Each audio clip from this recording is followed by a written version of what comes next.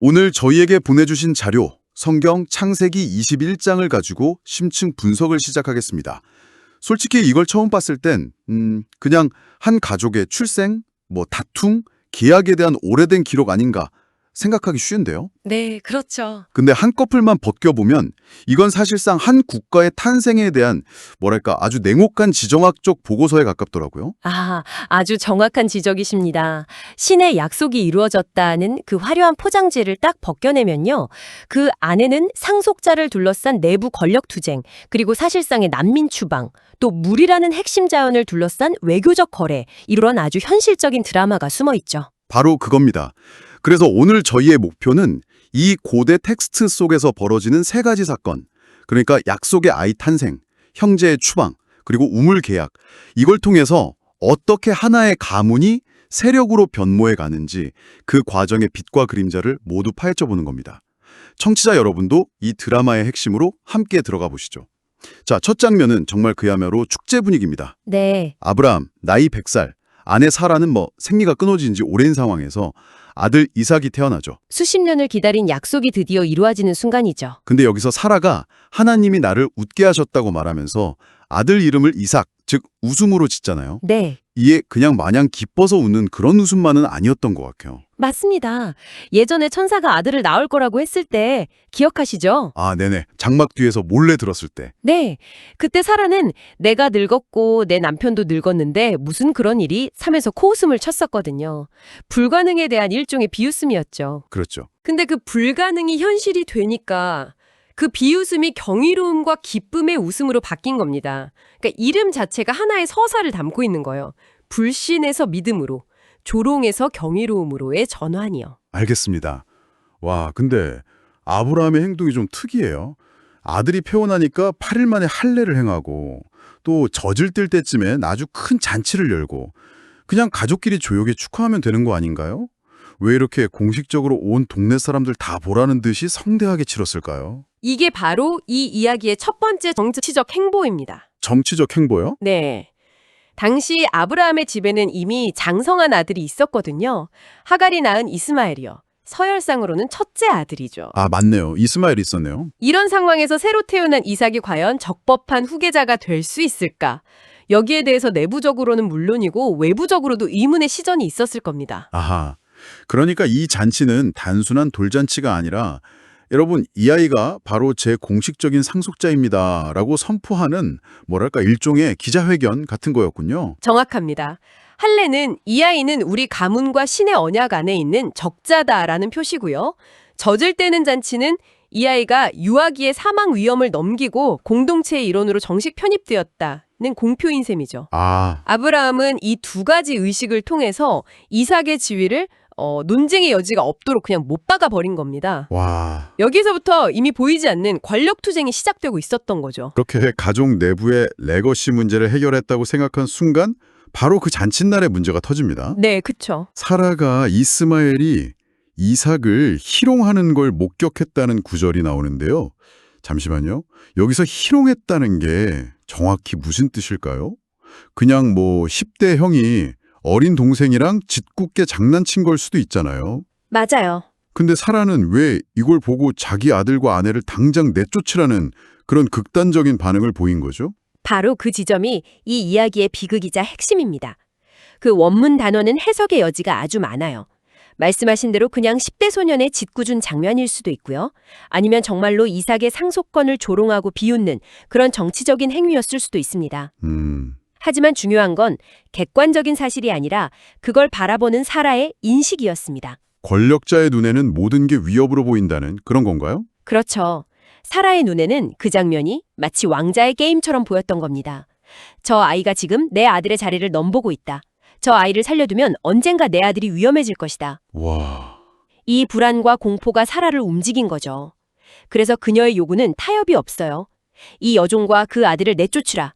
종의 아들은 내 아들 이삭과 함께 기업을 얻지 못하리라. 듣고 보니 정말 무서운 말이네요. 이건 상속 지분을 나누자는 게 아니라 경쟁자 자체를 완전히 제거하겠다는 선언입니다. 그런데 아버지인 아브라함은 이 말을 듣고 깊이 근심했다고 나와요.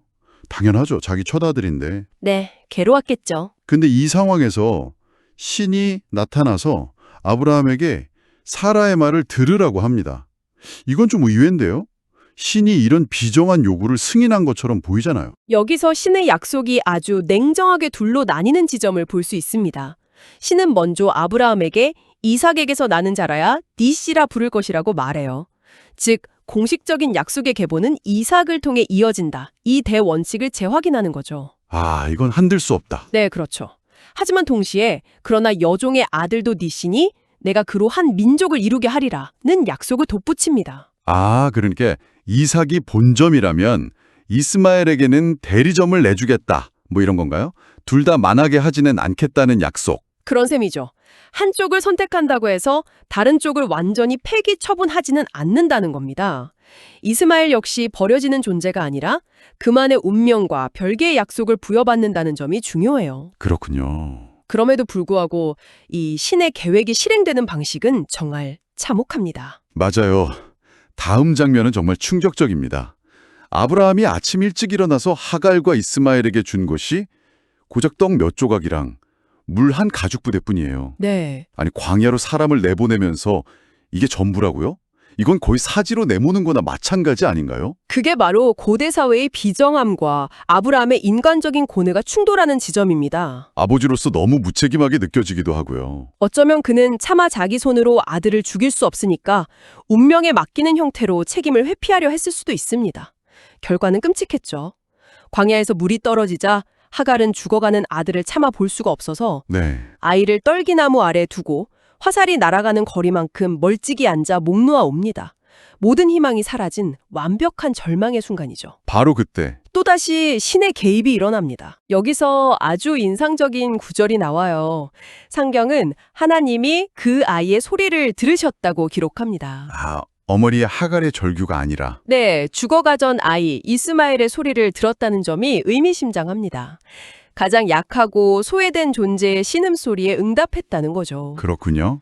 천사가 나타나 하갈을 위로하면서 이스마엘이 큰 민족을 이룰 것이라는 약속을 다시 확인시켜주고 그녀의 눈을 밝혀 샘물을 발견하게 합니다. 절망의 한가운데서 새로운 생명의 길이 열리는 극적인 반전입니다. 결국 이스마엘은 광야에서 살아남아서 활 쏘는 자, 그러니까 강력한 생존 전문가로 성장하고 네, 그렇죠. 이집트 여인과 결혼해서 자기 가정을 꾸립니다. 하나님의 그 아이와 함께 계셨다는 한 문장이 그의 삶을 딱 요약해 주네요. 맞아요. 비록 아버지의 집에서는 쫓겨났지만 그 역시 신의 돌봄 속에서 자신의 역사를 시작하게 된 거군요. 네, 이 두 번째 사건은 약속의 성취라는 것이 얼마나 복잡하고 때로는 잔인한 현실을 통과하는지를 보여줍니다. 이삭이라는 약속의 성취를 위해서 이스마엘이라는 존재의 희생과 이별이 필연적으로 동반되었다는 것. 하지만 그 과정 속에서도 신은 각 존재를 향한 개별적인 계획을 가지고 있음을 동시에 보여주는 아주 입체적인 이야기입니다. 그렇게 가족 내부의 가장 큰 갈등을 피로 봉합하고 나니까 이제 외부의 시선이 느껴지기 시작합니다. 네. 아브라함의 힘이 커지는 걸 지켜보던 옆 동네 왕 아비멜렉이 군대 장관까지 대동하고 아브라함을 찾아오죠. 여기서 아비멜렉이 하는 말이 아주 중요합니다. 뭔가요? 네가 무슨 일을 하든지 하나님이 너와 함께 계시도다. 이건 종교적인 고백이라기보다는 아주 현실적인 세력 분석의 결과예요. 아, 세력 분석이요? 네. 저 사람은 하는 일마다 잘 되고 가축은 늘어나고 세력은 커진다. 그냥 떠돌이 족장이 아니다. 저 사람 뒤에는 무언가 강력한 힘이 있다. 이렇게 판단한 거죠. 그러니까 아비멜렉의 입장에서는 점점 커지는 아브라함의 세력이 미래의 잠재적인 위협이 될 수도 있겠다. 그렇죠. 그렇게 생각해서 힘의 균형이 더 기울기 전에 먼저 찾아와서 상호 불가침 조약을 맺자고 제안한 거군요. 맞습니다.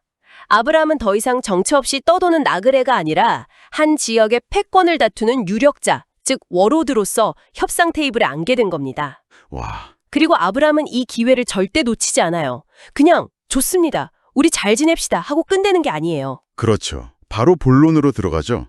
그런데 당신네 종들이 내가 판 우물을 빼앗아 갔어. 이건 해결해야겠어. 네. 조약을 맺으러 온 사람한테 오히려 따지고 드는 건데 대단한 배짱인데요.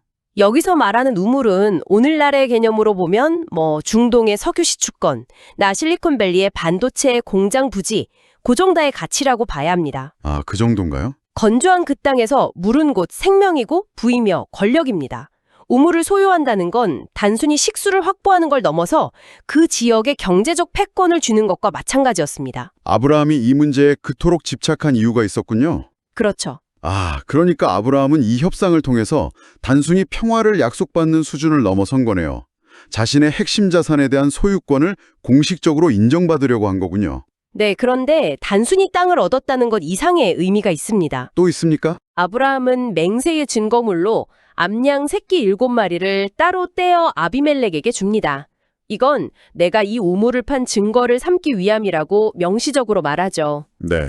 이 행위는 아브라함이 처음으로 그 땅에서 법적인 권리를 획득한 순간이에요. 법적인 권리? 그전까지는 그는 개인의 힘과 신의 약속에 의지했지만 이때부터 그는 인간 사회의 시스템, 즉 계약과 법의 보호 안으로 들어온 겁니다. 말하자면 시민권을 얻은 거죠. 그래서 그곳의 이름이 부엘세바, 즉 맹세의 우물이 된 거군요. 이름 자체가 이 계약의 내용을 담고 있는 기념비가 된 셈이네요. 그렇습니다. 이 계약을 통해 아브라함은 자신의 재산권을 공식적으로 인정받고 그 땅에 안정적으로 정착할 기반을 완벽하게 마련합니다. 더 이상 이방인으로서 눈치 보는 존재가 아니죠. 네. 이야기의 마지막에 그가 그곳에 에셀나무를 심고 여호와의 이름을 불렀다는 구절이 나오는데 이건 일종의 주권 선포입니다. 주권 선포요? 네, 나무를 심는다는 건 장기적인 정착을 의미하고 신의 이름을 부른다는 건 이 땅은 이제 신의 이름으로 내게 속한 영역이다 라고 선언하는 상징적인 행위인 거죠. 와, 정말 한 장 안에 엄청난 이야기가 압축되어 있네요. 한 아이의 탄생으로 시작해서 가족 내부의 암투와 추방을 거쳐 결국엔 한 지역의 유력자로 인정받는 외교적 승리까지 정말 한편의 대하 드라마를 본 것 같습니다. 오늘 살펴본 창세기 21장의 핵심은 결국 이것입니다. 신의 거대한 약속이라는 이상이 질투와 갈등, 생존을 위한 투쟁이라는 아주 지저분하고 인간적인 현실 속에서 이루어진다는 것. 100세의 아들을 얻는 기적이 있는가 하면 그 기적 때문에 첫 아들을 사지로 내몰아야 하는 비정한 현실도 있습니다. 약속을 지키기 위해서 또 다른 약속, 그러니까 아들을 돌보겠다는 아버지로서의 약속을 깨야 하는 아이러니가 담겨 있네요. 맞습니다. 결코 모든 것이 아름답고 평탄한 과정이 아니었습니다. 기쁨과 슬픔, 사랑과 증오, 믿음과 배신이 뒤섞인 혼돈의 현실을 통과하면서 추상적이었던 약속은 비로소 구체적인 영토와 상속자라는 현실의 형태를 갖추게 되는 거죠. 청취자 여러분께 이 이야기는 어떤 의미로 다가올까요? 저는 이런 생각을 해보게 됩니다. 우리의 삶도 어쩌면 마찬가지 아닐까? 성공이나 행복 같은 거창한 목표가 사실은 직장 동료와의 불편한 관계를 해결하거나 내 집 마련을 위해 대출 계약서에 사인을 하는 것 같은 그런 지극히 현실적인 문제들을 통과하면서 조금씩 이루어져 가는 것 아닌가? 네. 이상과 현실 사이의 그 간극을 어떻게 헤쳐나가는지에 대한 오래된 지혜를 여기서 발견하게 되는 것 같습니다. 마지막으로 이런 질문을 던져보며 마무리하고 싶습니다. 우리는 지금까지 이 이야기를 약속의 아들인 이삭과 쫓겨난 아들인 이스마엘, 즉 두 남자의 관점에서 주로 따라왔습니다. 네, 그랬죠. 하지만 만약 이 이야기를 두 어머니의 관점에서 다시 읽어본다면 어떨까요?